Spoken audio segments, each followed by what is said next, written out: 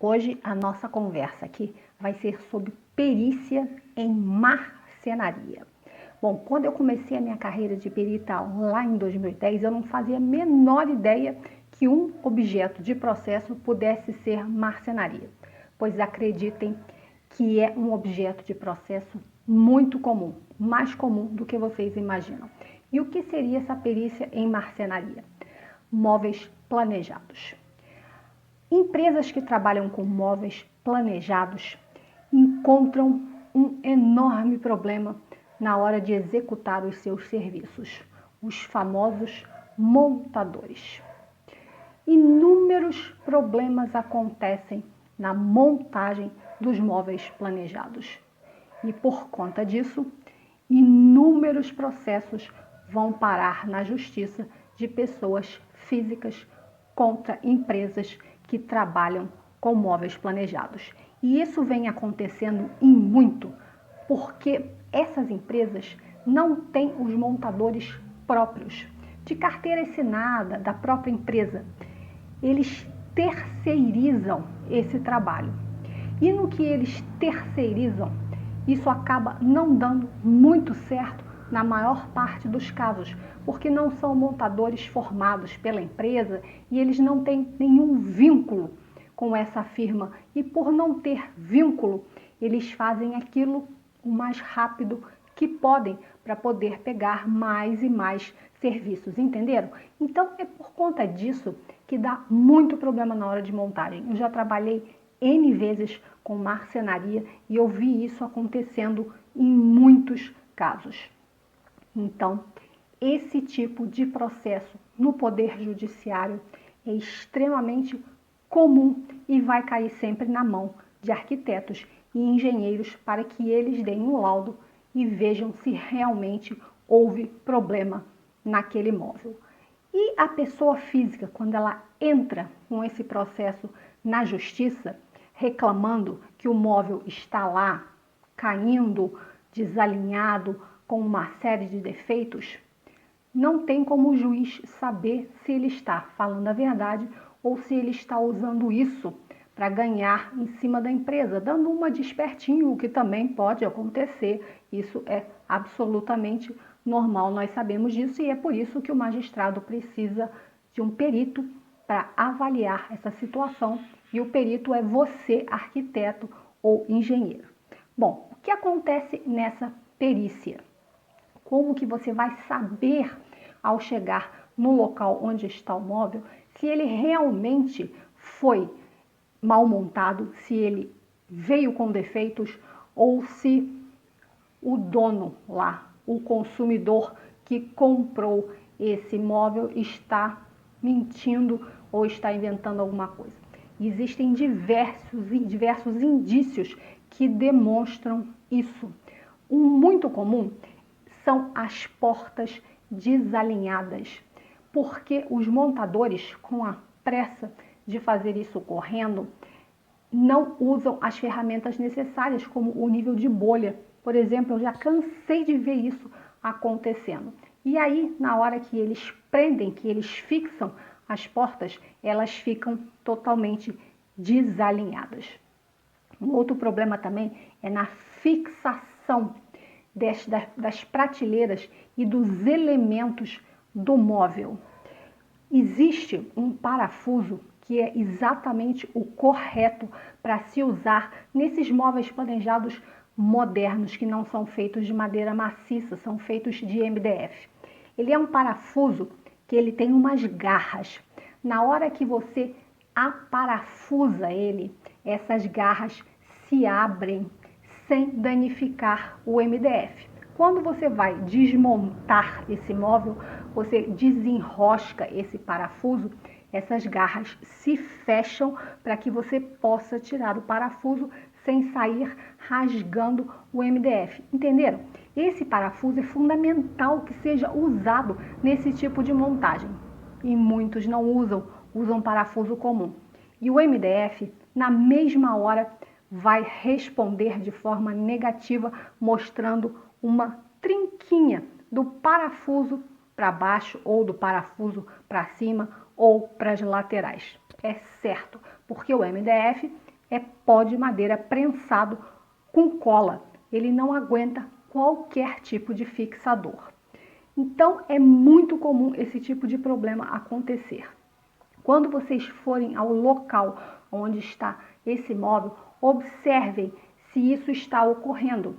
Se portas estão desalinhadas, elementos verticais, se eles também estão tortos, isso é, estão fora do prumo, porque também não usam essa ferramenta tão comum que nós usamos em obra e usamos também para montar móveis. Então, os elementos verticais ficam totalmente fora do ângulo de 90 graus lá com o plano horizontal.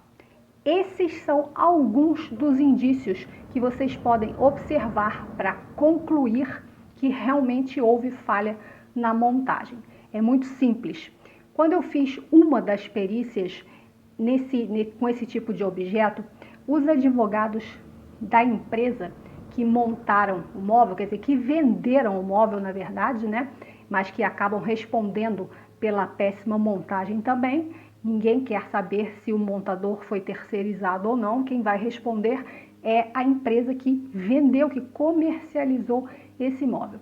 Quando eu fiz a perícia, eles alegaram que eu não tinha como comprovar que o móvel foi danificado pelo comprador, que isso não estava lá descrito no meu laudo.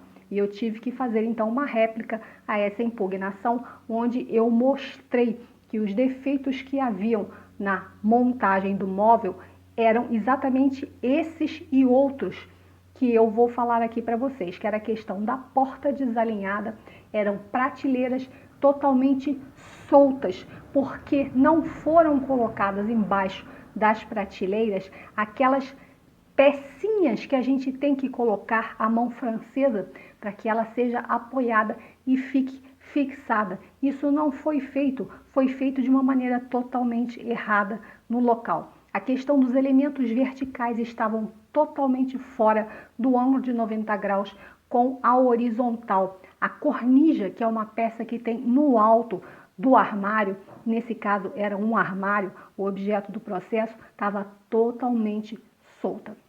Então, na réplica, eu mostrei que os defeitos eram provocados pela falta do uso de ferramentas e que não eram defeitos provocados por movimentos aleatórios.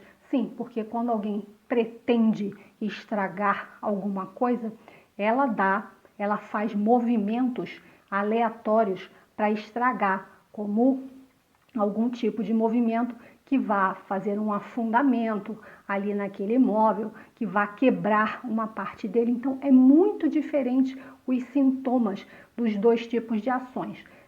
Defeito na montagem e movimentos aleatórios para danificar aquele móvel. Então, tudo isso eu fundamentei na réplica.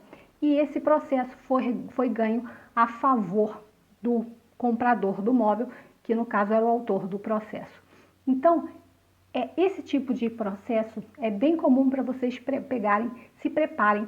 E na minha apostila de perícia tem lá um laudo exatamente desse tipo de caso que eu estou falando para vocês hoje aqui e dessa situação específica. Eu peguei essa situação porque houve impugnação do laudo.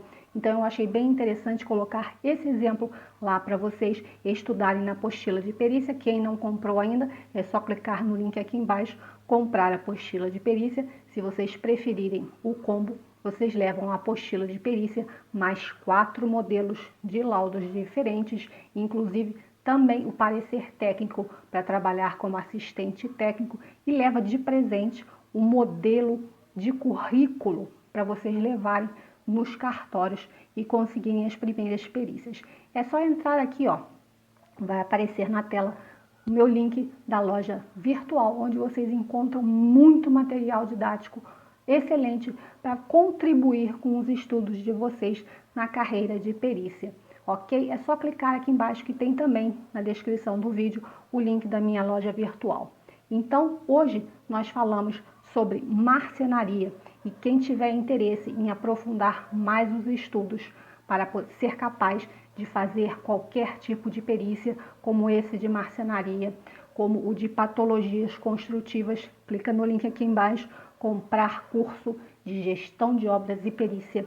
Nesse curso eu ensino toda a parte técnica da obra, toda a parte administrativa e na sequência, no mesmo curso, eu analiso diversas situações muito comuns de perícias para arquitetos e engenheiros e cada situação dessa tem lá o laudo disponível para vocês baixarem, ok? É um curso 2 em 1, excelente, que ensina vocês a realmente ficarem confiantes e a perder essa insegurança de pegar uma perícia com patologias construtivas ou qualquer outro tipo de perícia. Lá eu ensino toda a parte técnica, principalmente para aqueles que não têm experiência com obras. E para vocês pegarem perícias, vocês precisam ter experiência em patologias construtivas. E essa experiência só é adquirida dentro de canteiro de obras. E foi pensando nisso quando os meus alunos me trouxeram essa insegurança de pegar perícias desse tipo, por não terem experiência na profissão ainda, é que eu resolvi fazer esse curso onde eu mostro a parte prática de uma obra. E vocês aprendendo como se executa uma construção, que é o que eu faço lá dentro do curso, vocês conseguem saber por que existe uma trinca em determinado local, por que existe um afundamento de piso e qualquer outro tipo de patologia, ok? É só clicar no link aqui embaixo também da descrição do vídeo, comprar curso Gestão de Obras e Perícia, ok? Então, até o próximo encontro. Bye, bye!